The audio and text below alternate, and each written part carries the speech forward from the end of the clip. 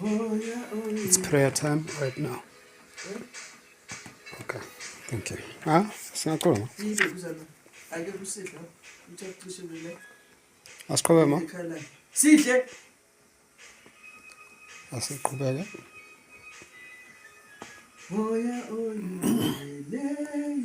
Izakithi usikhanyisele indlela yakho, sifundise na indlela yakho, moyo ingcwele woza, moyo ingcwele, moyo ingcwele, moyo ingcwele yiza phezu kwethu, usikhanyisele indlela enhle eyezulwini lakho.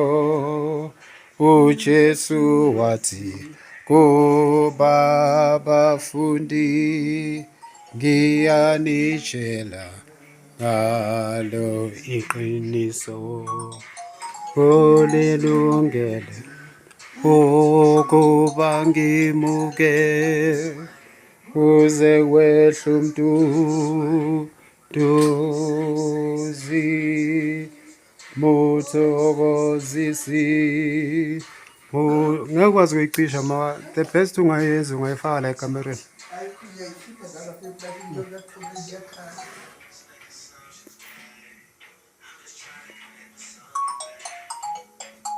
Ngathi yabonke lama-disturbance ngesikhathi se-prayer.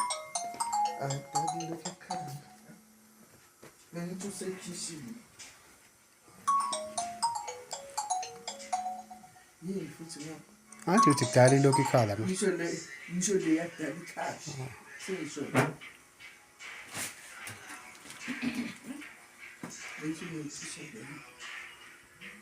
uJesu wathi babafundi, ngiyanitshela ngalo iqiniso, kunilungele ukuba ngimuke, kuze kwehle umduduzi, muthokozisi, muthokozisi, muthokozisi oyingcwele iza, usikhanyisele indlela enhle eyezulwini lakho, kepha esefikile lo moya weqiniso wonifundisa kahle, uyakukhuluma okungokwakhe, moyo ingcwele woza, moyo ingcwele, moyo ingcwele, moyo ingcwele yiza phezu kwethu, usikhanyisele indlela enhle eyezulwini lakho, ingcwele, moyo ingcwele, moyo ingcwele uza phezu kwethu, usikhanyisele indlela enhle eyezulwini lakho.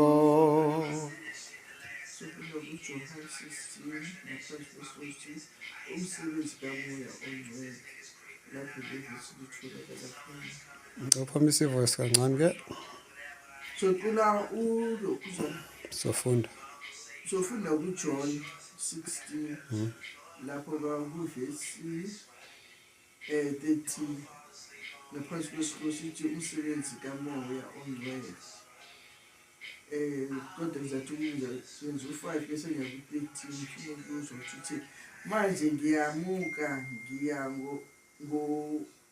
kongithumileyo akakho kinina ongibuza ukuthi uyangaphi. Manje lapho uthi kepha nxa esefikile yena umoya weqiniso uzaniholela kulo lonke iqiniso ngokuba akayi kukhuluma ngokwakhe kodwa lokho akuzwayo uyakukhuluma anibikele kona.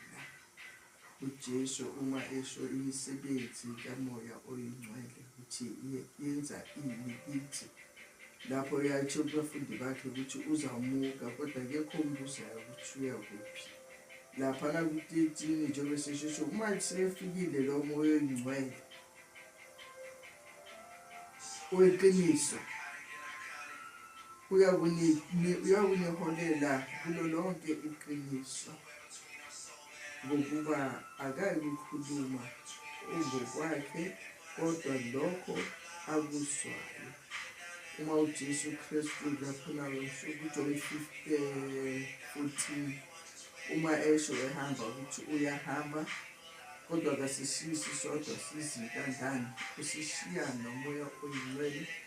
Umoya oyingcwele uzasikhumbuza konke njengoba esho lana ku-18 ushiya nomoya oyingcwele uzasikhumbuza, uzasiholela kulo lonke iqiniso. Lo moya oyingcwele akanokhuluma okwakhe kepha uzokhuluma lokhu uJesu amtshela kona, njengoba noJesu naye wayetshelwa uNkulunkulu, wayethatha kuNkulunkulu, wayengakhulumi okwakhe, wayekhuluma lokho uNkulunkulu.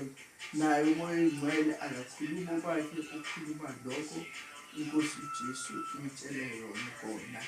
Uze naphakathi kwethu usishiye naye. Laphana namhlanje kube nevisi so sesengiyabona namhlanje lo ngicabanga manje njengoba sifunda ukuthi First Corinthians 2 uvesi 6-9 kodwa ngithanda uvesi bani kalile kujani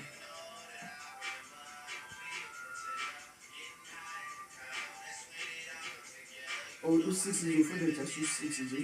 Kepha ukuhlakanipha sikukhuluma phakathi kwabapheleleyo, ukuhlakanipha kambe okungesikho okwalesi sikhathi nokwababusi balesi sikhathi ababhubhayo. Ngiyaxolisa ma. Ngathi uma mncane khali nje ngathi uyabelesela.